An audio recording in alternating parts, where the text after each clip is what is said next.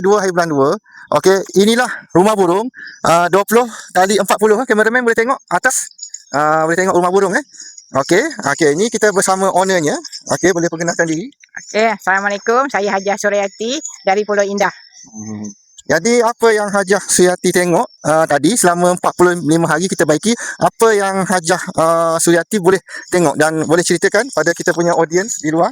Okey, alhamdulillah setakat hari ini daripada berapa bulan itu? 16 bulan 11 hingga hari ini lebih pada 45 hari kemajuan sarang bertambah baik. Alhamdulillah, syukur.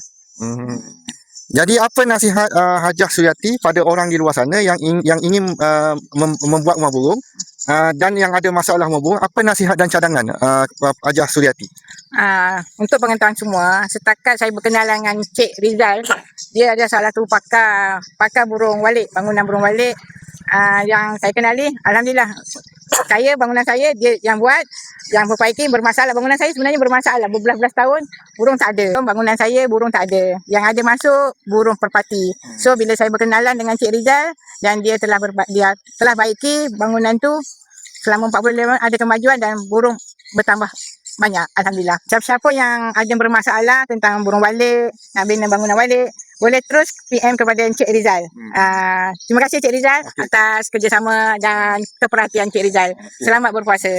Okey, terima kasih. Okey, Assalamualaikum.